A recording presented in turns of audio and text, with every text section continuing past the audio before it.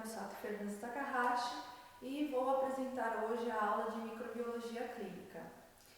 Então nós vamos falar, começando, dos micro-organismos. Eles são divididos em 5 diferentes tipos.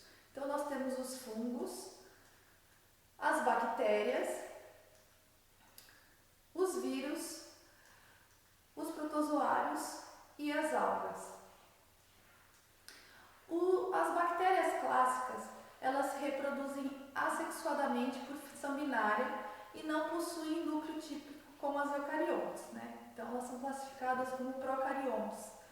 As paredes das células são rígidas. Algumas exceções que não têm parede são os micoplasmas. As clamídias, que ainda estão no grupo das bactérias, são parasitas celulares obrigatórios e são capazes de se reproduzir em certas células humanas e são encontrados em 2 estágios, como mostra a foto.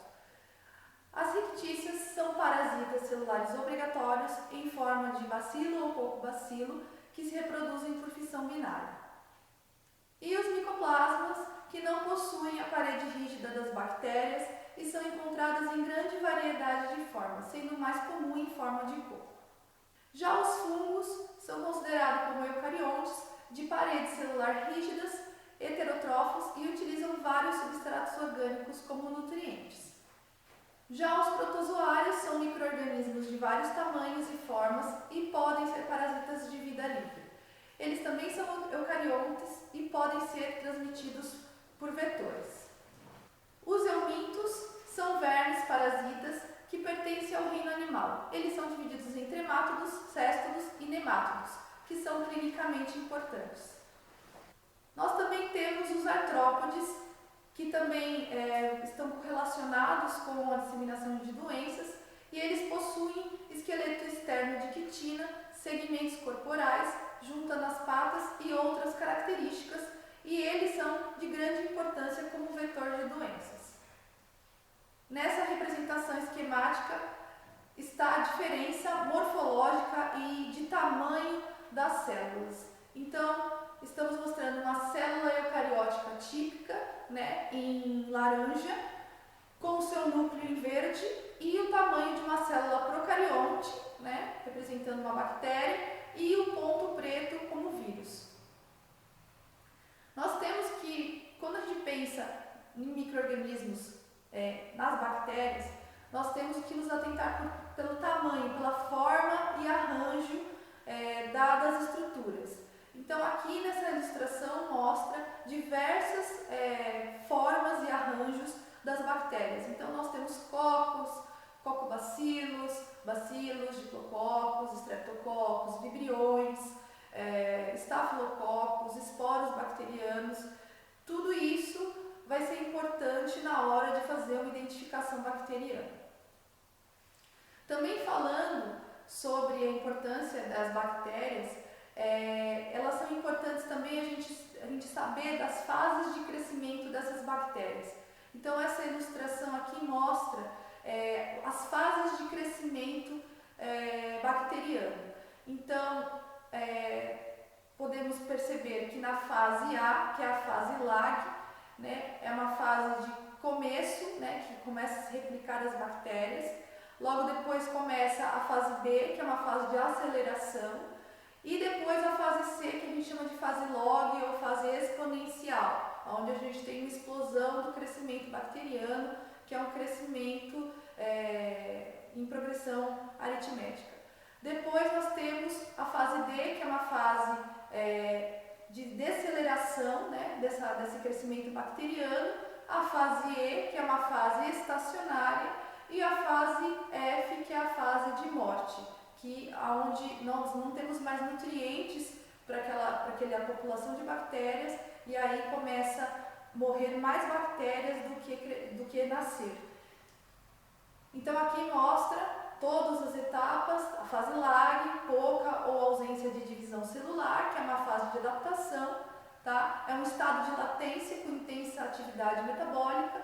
Depois vem a fase log, que é o início do processo da divisão, que é o período de crescimento ou aumento logarítmico, que a gente tem a reprodução celular extremamente ativa, sensíveis a mudanças ambientais, e nessa fase que nós vamos ter os efeitos dos antibióticos, tá? Na fase estacionária, nós temos uma velocidade de crescimento diminuída, então o número de células vivas é igual ao número de células mortas, e a fase de morte celular, onde o número de células mortas excede o número de células novas. Considerando então agora, nós falamos da fase, né, de crescimento bacteriano, considerando como essa bactéria vai se dividir, então nós vamos falar um pouquinho da divisão bacteriana. Então a divisão bacteriana é considerado o aumento do número de indivíduos e não do tamanho celular, né? Então nós temos o que a gente chama de tempo de geração, onde esse é um intervalo de tempo para que cada micro-organismo se divida ou para que a população em uma cultura se duplique em número. E aí nós temos alguns tipos de reprodução bacteriana. Então nós temos, no caso, o brotamento, onde o número de bactérias, a gente tem um broto, e esse broto ele vai nascer de uma célula mãe, vai ser uma célula filha, e eles vão se separar. Então nós temos uma célula grande brotando uma célula menor, onde ela vai crescendo e vai se separar. E classicamente para as bactérias nós temos a fissão binária. A fissão binária ocorre uma duplicação de uma célula. Então nós temos o alongamento da célula e a replicação do DNA cromossomal, o início da invaginação da parede celular e da membrana plasmática, e num determinado momento as duas seções da parede celular se encontram e aí a gente tem produção de células individuais idênticas à célula mãe. Então aqui tem uma figura ilustrando passo a passo desse procedimento de fissão binária. Nós também temos outros tipos de reprodução. Nós temos a fragmentação, tá? Que temos filamentos que fragmentam em células pequenas, cocóides ou em forma de bastão, e cada uma delas vai dar origem a um novo crescimento. E também temos formação de exósporo, que desenvolve septos nas terminações das hifas, e cada exósporo pode desenvolver um novo organismo. Esse tipo de formação acontece nos actinomicetos. Agora falando um pouco sobre os meios seletivos, né, os meios gerais que vão crescer os micro-organismos, nós temos alguns tipos que nós podemos diferenciar. Então nós temos aí um meio seletivo, onde vai favorecer o crescimento de alguns organismos e suprimir o crescimento de outros. Por exemplo, o agar saburô, que nós temos aí, ele é específico para fungos, não para bactérias, apesar de poder haver crescimento de bactérias, mas ele é um meio específico para fungos. Nós temos os meios diferenciais, que possuem constituinte, que causam uma mudança observável no meio, quando ocorre uma reação bioquímica específica. Então, como por exemplo, nós temos o agar maconkin, que é específico para bacilos gram-negativos, e aí ele vai ter mudanças de cor nesse meio. Esse meio ele é meio avermelhado e ele pode ficar até amarelado, dependendo do bacilo gram-negativo que vai crescer nele. Nós temos também meios de enriquecimento que contêm nutrientes especiais que permitem o crescimento de um organismo específico, que não deve estar presente em número suficiente para permitir ser isolado ou identificado, mas não suprime outros micro-organismos de crescer. Então, esse meio de enriquecimento, por exemplo, um caldo BHI. Então, eu tenho algum material que tem ele é pouco material, por exemplo, uma biópsia ou um líquor, e eu preciso que esse micro-organismo que está nesse material cresça, fique mais forte, que se duplique mais, para daí eu passar para um meio específico.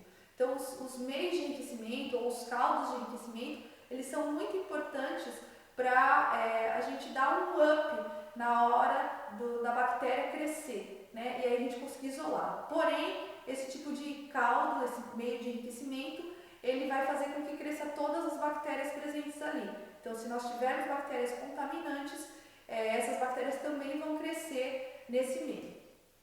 Nós também temos meios redutores, que são meios com reagentes, como o tioglicolato de sódio, que é capaz de combinar com oxigênio dissolvido e eliminar esse elemento do meio de cultura. Esse tipo de meio redutor ele é específico para micro-organismos anaeróbicos. Então, ele vai fazer com que não tenha oxigênio nesse meio de cultura para uma bactéria anaeróbia que precisa crescer na ausência do oxigênio, que cresça e se desenvolva satisfatoriamente.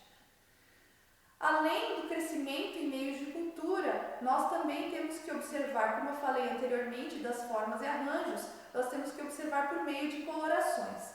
Então, eu vou falar de duas colorações que são as mais importantes na microbiologia, que são o Ziel-Nielsen e a coloração de Gram. Quando a gente fala de coloração, nós temos alguns tipos de coloração.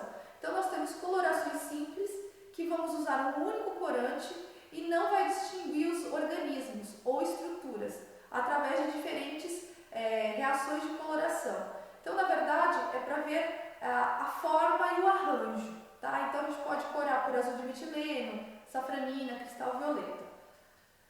Quando a gente precisa de uma identificação, aí nós fazemos colorações diferenciais, onde nós usamos 2 ou mais corantes que vão reagir de maneira diferente a diversos tipos ou partes da bactéria e vão permitir que essas sejam diferenciadas. Então, como eu falei, e são as duas mais importantes, a coloração de Gram e a de Ziel-Nielsen. Nós também temos colorações que nós chamamos de colorações negativas, onde, na verdade, o objetivo dessa coloração é ver cápsula, tanto de bactérias quanto de fungos. Então, as cápsulas vão aparecer claras contra um fundo escuro. Vai permitir a visualização de organismos com estruturas que não aceitam a maioria dos corantes. Então, as cápsulas, elas não aceitam a grande parte dos corantes. Então, a gente tem que fazer uma contracoloração. E aí, quando a gente joga uma tinta nanquim, por exemplo, essa cápsula ela não vai corar, mas você vai conseguir ver o halo dessa cápsula, tanto para bactérias quanto para fungos. E aí você vai conseguir fazer um diagnóstico desse material. Nós também temos corantes especiais que vão identificar diversas estruturas especializadas. Tá? Então nós temos corantes para flagelos, então nós temos coloração para flagelos, que aparecem escuro com a prata ou vermelho com a carbonfluoxina. Nós temos colorações de esporos, que chamamos de Sheffer-Fulton, que os endósporos vão reter o verde malaquita, as células vegetativas vão se corar de safranina e vão aparecer vermelhas. E aí esse tipo de coloração vai visualizar endósporos bacterianos que são difíceis de serem corados, como mostra a ilustração desse slide. E aqui nós temos a técnica de coloração de Gram. Então, basicamente nós vamos usar cristal violeta, Lugol, álcool cetona e safranina. Existem vários tipos de diferenciação dessa técnica na questão do quesito tempo. Tem pessoas que coram cristal violeta 1 minuto, Lugol 1 minuto, lava com álcool e 40 segundos de safranina. Tem pessoas que fazem a mesma coisa, mas entre os processos de lavagem, lavam com água corrente. Então vai depender muito de onde se trabalha, qual é o protocolo que é utilizado no laboratório. Mas basicamente esse protocolo, mesmo com diferenciações, ele é satisfatório. Então aqui algumas ilustrações mostrando alguns tipos de micro-organismos corados pelo Gram. Fungos também podem se corar pelo Gram. Então aqui nós temos leveduras coradas pelo Gram, fungos filamentosos também, e cocos e bacilos, mostrando que nós podemos fazer diversos tipos de micro-organismos e de materiais biológicos também. Não se faz só Gram de culturas crescidas, nós também podemos fazer de materiais biológicos. Aqui também mostrando alguns outros micro-organismos, bacilos Gram negativo, Gram positivo, cocos Gram positivos, mostrando a estrutura deles, provavelmente a maior parte em material biológico. Agora, a coloração de Ziel-Nielsen é uma coloração também importante, aqui mostrando todo o passo a passo dela. Ela é uma coloração um pouco mais complexa, de ser realizada, mesmo porque a gente precisa, em um determinado momento dessa coloração, fazer um aquecimento dessa lâmina, para que a substância, o reagente que é utilizado, solte um vapor e aí se fixe na lâmina. Essa coloração ela é específica para os bacilo-álcool ácido resistentes, então nós chamamos ela de coloração de Ziehl-Neelsen ou Barr, e ela é específica para o grupo dos Mycobacteriums, né? Então aqui mostrando algumas fotos, algumas ilustrações do Mycobacterium tuberculosis, que é representante, um dos mais importantes que causa tuberculose, mostrando algumas lâminas de material biológico sendo coradas pelo método de Ziehl-Neelsen e mostrando o bacilo sendo corado de vermelho.